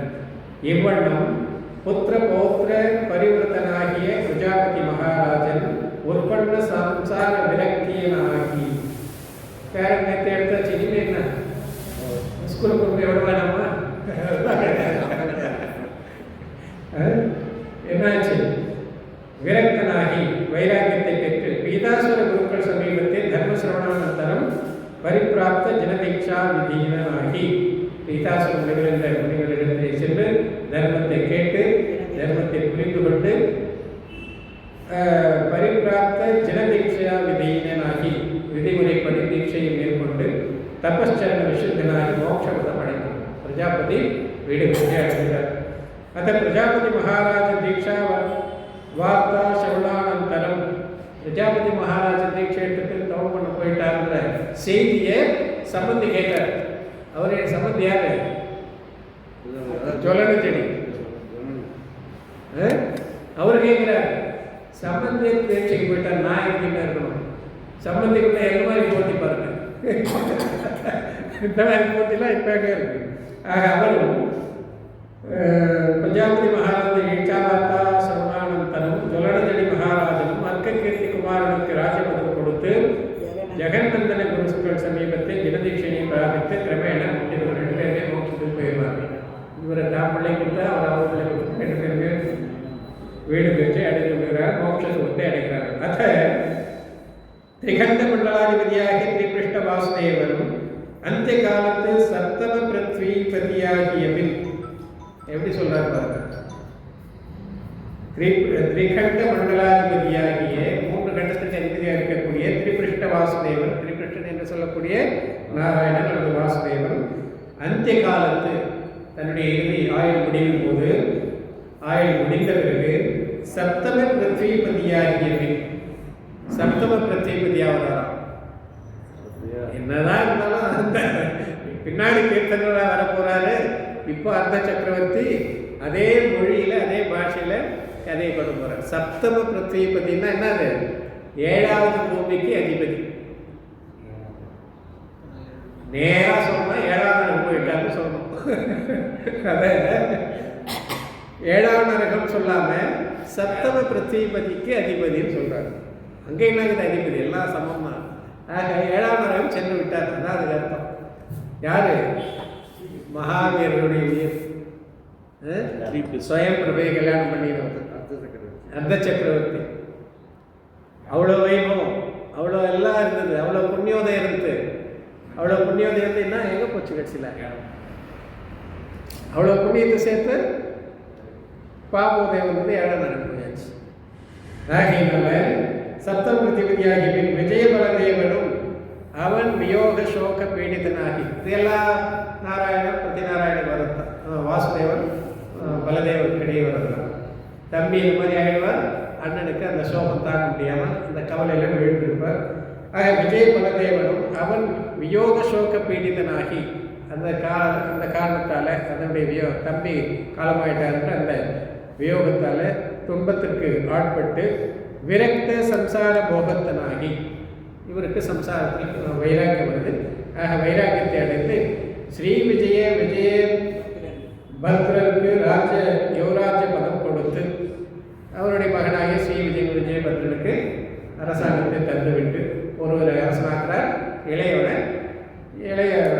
இளவரசனாக்கி ஸ்வர்ண கும்பர் என்னும் யோகீந்திரர் சமீபத்தை, ஸ்வர்ண கும்பர் என்று சொல்லக்கூடிய முனிவர்கிட்ட போய் தர்மசவனானந்தரம் முதல்ல தர்மத்தை கேட்கணும். எதி தர்மமா நான் தெரிந்து கொள்ளணும், அதுக்கப்புறம் தான் தீட்சை. ஆக அப்படி அறத்தை கேட்ட பிறகு தினதீட்சா பிராப்தனாகி ஜனதீட்சையை அடைந்து அனகார கேவலி பதம் அடைந்தார். அவரும் மோட்சத்தை போயிட்டார். ஆக ஒரே குடும்பத்தில் பிறக்கிறாங்க, ஒரே மாதிரியான வைபவத்தை அனுபவிக்கிறாங்க. 2 பேரும் அரசர்கள், 2 பேரும் அர்த்த சக்கரவர்த்திகள். ஒருத்தர் நரகத்துக்கு போறாரு, ஒருத்தர் மோட்சத்துக்கு போறாரு. ஏன்? முன் செய்த விதி. சுகத்தை 2 பேரும் ஒன்னா அனுபவிக்கிறாங்க. முன் செய்த வினையால் மோட்சம் போக முடியுமா? நிலை இல்லை, நிலை இதெல்லாம் நிலை இல்லை, உண்மை சுகம் இல்லைன்றது உணர்ந்தா சமயசாரத்தில் ஞானி போகத்தை அனுபவித்தாலும் வினை உதிர்ப்புக்கு காரணம் வருது. அதுக்கு இது உதாரணம். அது எப்படிங்க? ஞானிக்கு ஒரு நியாயமும் அஞ்ஞானிக்கு ஒரு நியாயமா? மித்யாதிஷ்டிக்கு ஒரு நியாயம், சமயதிஷ்டிக்கு ஒரு நியாயமானா கதை சொல்லுது. அதான் அதுக்கு எடுத்துக்காட்டு. இப்போ இவர் வந்து இப்போ 2 பேரும் அரச வைபவத்தை அனுபவித்தாலும் ஒருவர் அரச வைபவத்தை அனுபவிக்க வேண்டும் என்ற ஈர்ப்புணர்வோடு பற்றுதலோடு அதை அனுபவிக்கல. இதெல்லாம் புண்ணியத்தால் வந்ததுப்பா, இன்னைக்கு இருக்கு நாளைக்கு போயிடுப்பா அப்படின்ற எண்ணத்தோடு அனுபவிச்சார். இன்னொருத்தர் இது இல்லைன்னா நான் இல்லைன்னு அனுபவிக்கிறேன். ரெண்டு பேருக்கு இருக்கக்கூடிய வித்தியாசம் இதுதான். இவர் சமய திசை, இவர் மித்யா திசை சொல்லுவோம். அப்படி அப்படி வராது. அது பாவம் வந்து அந்த நேரத்தில் எப்படி இருந்ததுன்னு நம்ம சொல்ல முடியாது. மித்யா திசையாக இருந்தால் 7ஆம் நரகம், சமய திசையாக இருந்தால் 7ஆம் நரகம் போக முடியாது. மித்யா திசை தான், அதில் ஒன்றும் சந்தேகம் இல்லை. அவர் எப்போ சிம்ம பிரிவில் தான் சமத்துவத்தை பெறுறாரு, அது வேற விஷயம். இரண்டு பேருமே ஒரே விதமான சுகத்தை அனுபவிக்கிறாங்க. இரண்டு பேருமே சண்டை போடுறாங்க, இரண்டு பேருமே வெற்றி பெறுறாங்க, இரண்டு பேருக்கும் கல்யாணம் ஆகுது, இரண்டு பேருக்கும் எல்லா செல்வமும் இருக்கு, எல்லா வைபவத்தையும் இரண்டு பேரும் சமமாக அனுபவித்தாலும் அனுபவிக்கிறதால சொந்த மோட்சம் கிடையாது, நரகம் கிடையாது. அதிலே இருக்கக்கூடிய ஈடுபாடு, உணர்வுதான் வினைக்கட்டிற்கும் இன்ப துன்பத்திற்கும் காரணமே தவிர செயல் அல்ல. இதில் நாம தெளிவே ஏற்பட மாட்டேங்குது. நீங்க 4 அநியோகத்தையும் படிங்க. 4 அநியோகம் சொல்றது இதுதான். உணவை நாம் விட்டுறோம் கோட்டை, வெளியில இருக்கிறத மட்டும் பிடிச்சிக்கிறோம். எப்படி இவங்களால அது முடிஞ்சது? ஒருத்தர் எப்படி மோட்சம் போக முடிஞ்சது? அதே குடும்பத்தில் அதே சகோதரர் திணிக்கும், வேற யாரும் கூட இல்லை. ஏன் அவர் ஏன் நரகத்துக்கு போனார்? இவர் என்ன அப்படி பண்ணார் தப்பு? பாவத்தையா பண்ணார். 2 பேரும் தானே சண்டை போட்டாங்க, 2 பேரும் தானே போர் புரியுறாங்க, 2 பேரும் தானே அவசரம், 2 பேருக்கு தானே அபிஷேகம், 2 பேரும் கல்யாணம், எல்லாம் ஆகுது. ஏன் இவர் மட்டும் நரகம் போகணும், அவர் மட்டும் மோட்சத்துக்கே போறாரு? ஏன்? அதான் பரச்சக்கரவர்த்தி சொல்லுவாங்கல்ல, வீட்டில் இருந்து கொண்டே கூட 96,000 மனைவிகள் இருந்து கூட மோகம் மயக்கம் ஈடுபாடு எதுவும் இல்லாமல் தண்ணீரில் தாமரை போல வாழ்ந்தார். அதுபோல வாழ முடியும். வீட்டில் இருந்து கொண்டு கூட பற்றுதல் இல்லாமல் அந்த அளவுக்கு முழுமையாக முனிவர் மாதிரி இருக்க முடியாது என்றாலும் சமயத்து நிலையில் எந்த அளவுக்கு பற்றின்றி வாழ முடியுமோ அந்த அளவுக்கு வாழ முடியும் என்பதற்கு பலதேவர் வாசுதேவருடைய கதையே சாட்சியாக. இன்னும் இந்த மாதிரி நிறைய உதாரணம் இருக்கு. அந்த புராணத்தில், ஸ்ரீ புராணத்தில் நிறைய உண்டு. ஆக உணர்வுதான் இன்ப துன்பத்திற்கும் தீவினை நல்வினைக்கும் மோட்சத்திற்கும் காரணமே ஒழிய புறச்செயல்கள் அல்ல என்பதை எடுத்து காட்டுகின்ற உதாரணங்கள் புராண கதையில் நிறைய இருக்கு. புராணம் வாயிலாகவும் நாம் அதை தான் இந்த மாதிரி சிந்தனை நமக்கு வரதில்லை. கதை பாட்டு படிச்சுக்கிறோம் ஜாலியாக. அந்த இலக்கிய சுவையில் இப்போ மொழிகின்றதை தவிர இலக்கியம் உணர்த்துகின்ற கருத்து எது, அதுதான் நமக்கு பயனுடையது. அந்த கருத்தை விட்டுடுறோம். அதுதான் நாம் புரிந்து கொள்ளணும். சொல்கிறேன் ஃபீட்பேக். இது நாங்களாம் தான் ஸ்ரீபுராணம் படித்தேன், எங்களுக்கு இப்படி தோணலை, உங்களுக்கு மட்டும் எப்படிங்க தோணுது? சிந்திச்சதானே தோணும். சிந்திக்காமல் கதையை மட்டும் படிச்சுட்டு போனால் எங்கே போயிடும்? மகாவீரோட எடுத்துக்கலாம், எடுத்துக்கிட்டேன். ஆமாம், எல்லாம் மகாவீரர் எப்படி சொல்றீங்க? வேற நேரத்தில் மனுஷன் போகிறாங்க, அந்த உணவு தானே. அங்கே அவர் சக்கரவர்த்திக்கு பிள்ளையா இருந்தா கூட அந்த வைபவத்தை எல்லாம் அவர் அனுபவிக்கல. அவர் வேற மித்யா தபஸ்வி ஆயிடுறார். அப்படி இருந்தும் கூட மித்யாத்துவ நிலையின் காரணமாகவும் வேறு விதமான கஷாய உணவின் காரணமாகவும் அப்படி போறார். இங்க 2 பேருமே ராஜா. அங்க ஒரு ராஜா இல்லை, சக்கரவர்த்தி இல்லை. இங்க 2 பேருமே சக்கரவர்த்தி, 2 பேருமே கல்யாணம் பண்ணிக்கிறாங்க, 2 பேருமே ஒரே மாதிரியான சொத்தை அனுபவிக்கிறாங்க, 2 பேருமே சண்டை போடுறாங்க எதிரியோட.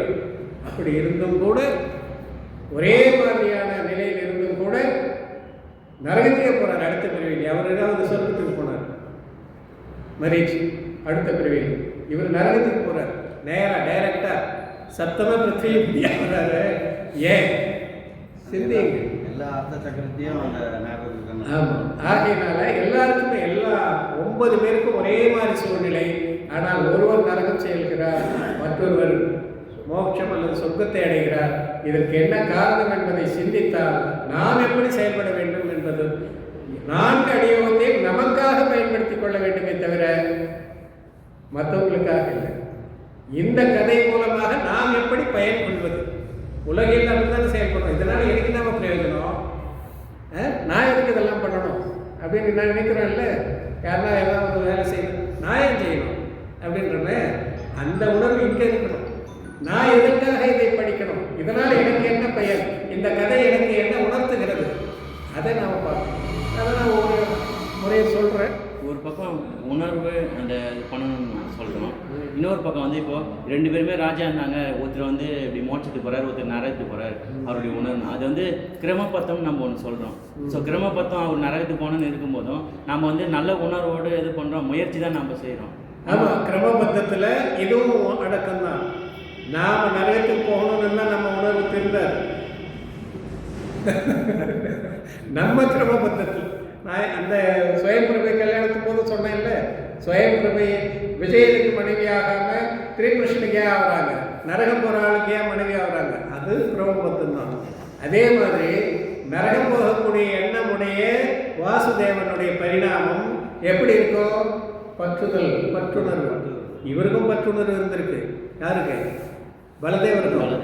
6 மாதம் தம்பியோட தூக்கிட்டு சுத்தினார்ல, அந்த அளவு அந்த ராமர். இவருக்கும் அந்த அதெல்லாம் இங்கே சொல்லலை. இவருக்கும் பற்று இருந்து வைராக்கியம் ஆகிடுது. அவரும் வைராக்கியத்தில் போயிடுறாரு. ஆக அந்த அளவு பற்றுதல் தம்பி மீது இருந்தாலும் கூட இவரு மாதிரி பற்றுதல் கிடையாது.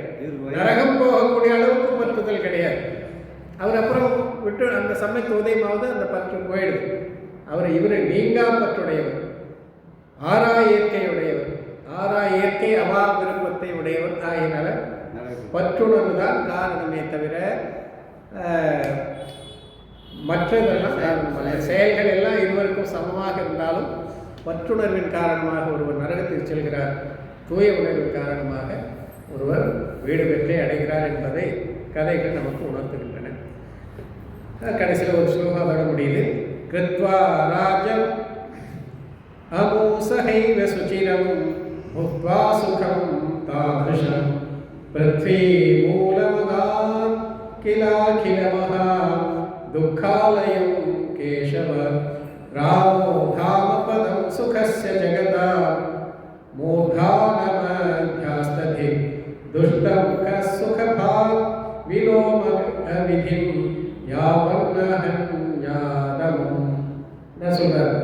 கிருத்வா ராஜமமு, இந்த இருவரும் ராஜசுகத்தை அனுபவித்து, சகைவை ஒன்றாகவே அனுபவித்து, சுச்சிரம் புக்வா நீண்ட காலம் இந்த வைபவத்தை எல்லாம் அனுபவித்தும் துய்த்தும், சுகம் தாதிருஷம் சுகம் 2 பேரும் ஒரே மாதிரியான சுகத்தை அனுபவித்திருந்தாலும், பிருத்வி மூல மகான் அகில மகா துக்காலயம் கேசவ, கேசவா வாசுதேவன் பிருத்வி மூல மகான், பிருத்திவினுடைய மூலத்தை அடைந்தார். மூலம்னா வேர்பகுதி. எது வேர்பகுதியாக இருக்குது? 7வது நரகம். ஆக பிருத்தியினுடைய அடிப்பகுதியை அடைந்தார். ஆக அகில மகா துக்காலயம், எல்லா மூலத்திலும் இருக்கக்கூடிய அனைத்து துன்பங்களும் ஒரு இடத்துல இருக்குதுன்னா அது 7வது நரகத்தில் சொல்லலாம். அப்படிப்பட்ட மூலகத்திற்கும் துன்பமயமாக காட்சியளிக்கக்கூடிய அப்படிப்பட்ட 7வது நரகத்தை கேசவன் அடைந்தார். ராமன் தாமபதம் சுகஸ்ய தாமபதம் ஜகதாம் மூர்தானம் அத்தியாஸ்ததி. ஜகதாம் மூர்தானம் உலகத்திற்கு உச்சியில் இருக்கக்கூடிய தாமபதம் மோட்ச சுகத்தை அத்தியாஸ்த அடைந்தார் ராமன். இங்க சொல்ற திக் என்ன வேதனை பற்றி சொல்றார்? என்ன வேதனை? துஷ்டம் கஹ சுக பா விலோமகமிதிம் யாவன்னத் கன்யா அமும் அமும் துஷ்டம். இந்த துஷ்ட வினை இருக்குது, அது எப்படிப்பட்டதா? விலோமக விதி, விபரீதமான வினை. அந்த வினை விபரீதமானது. புண்ணியத்தால் இவ்வளோ சுகத்தை அடைந்தோம், ஒருத்தர் எப்படி போகிறாரோ ஒருத்தர் அப்படி போகிறார். இந்த வினையினுடைய விளையாட்டு, விபரீதமான விளையாட்டு. இந்த மிகவும் கொடிய இந்த விபரீத வினையினை ஹன்யாத், யாவத்துனா ஹன்யாத், எதுவரை அழிக்க மாட்டோமோ அதுவரை சுகபா, யார் சுகத்தை அடைய முடியும்? நல்வினை தீவினையாகி இந்த இருள் சேர் இருவினையை அழிக்காதவரை, இது 2மே கொடிய வினைக்கு காரணம். அப்படிப்பட்ட அந்த வினையை அழிக்காதவரை யாருமே வீடு பேற்றை அடைய முடியாது, பிறவி சுழற்சியில் இருந்து விடுபட முடியாது என்பதை இந்த கதை எடுத்து காட்டுகிறது என்று மகாபுராண ஸ்லோகத்தை இங்கே கோட் பண்ணுறார். ஆக எது படிக்கணும்னாலும் நமக்காக படியுங்கள். நாம் எப்படி இதன் மூலம் பயனடைய வேண்டும் என்ற உணர்வோடு படித்தால் 4 அடியோகமும் நமக்கு பயனுடையவை.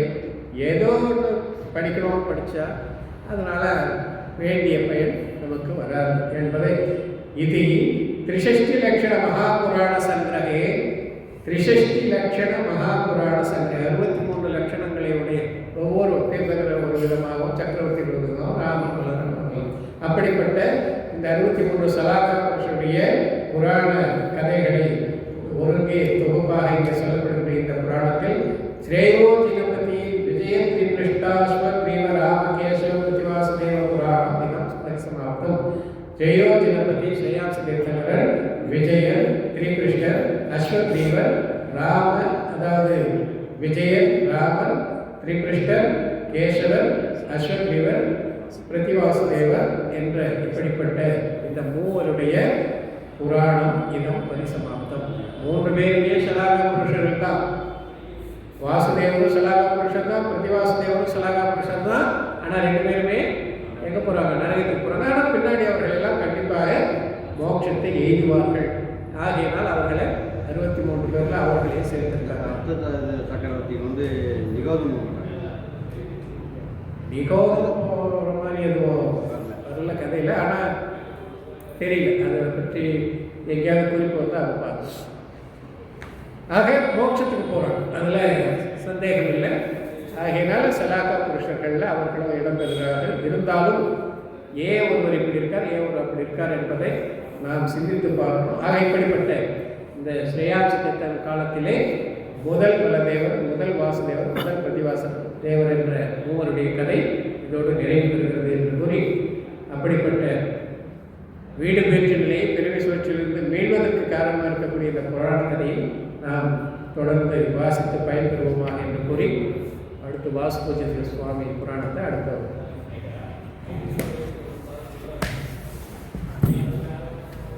திங்கள்மாய் பேட்டே திருவரம்புழக செங்கோல் நன்கினி தரிசனம் நாடெல்லாம் விடைக மற்றும் என் குல ரத்தினோர் பிடி கூடி வாழ்க்கை